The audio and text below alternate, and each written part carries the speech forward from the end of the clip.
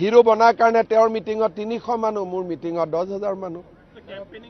গতিকে হিৰোৰ মিনিংটো কি? গতিকে তেওঁ হিৰো মানে কাক বুজে, বুজি পায় নে নাপায়? তেওঁ হিৰো হয়, তেওঁ হিৰো হোৱা মানুহ আছে, কিন্তু য'ত তেওঁ হিৰো মোক তাত হিৰো হ'ব নালাগে।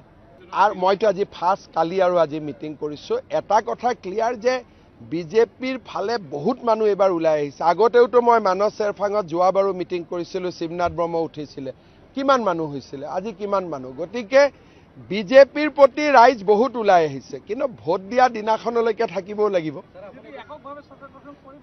এইটোতো ডিপেণ্ড কৰিব। 21টা পালেতো অকলে কৰিম, 16টা পালে অকলে কৰিম বুলি ক'লেও কৰিব পাৰিম জানো? কৰিবতো নোৱাৰোঁ। চাওক, হাগ্ৰামায়ো দাবী কৰিছে ছিংগুল লাৰ্জেষ্ট, প্ৰমোদ বড়োৱেও দাবী কৰিছে ছিংগুল লাৰ্জেষ্ট। এই গোটেই দাবীবোৰ লাষ্টত মিলাই ল'ব লাগিব, কাৰণ দাবীটো পাব্লিকেহে কৰাব, সেইকাৰণে মই দাবী কৰা নাই। চাওক, এইটোৱে কথা যে চিফ হওক, ডেপুটি চিফ হওক, মই কোনো মোৰ আপত্তি নাই, কিন্তু ৰিজাল্টৰ দিনাখনলৈকে ৰখি ল'লে হ'ল।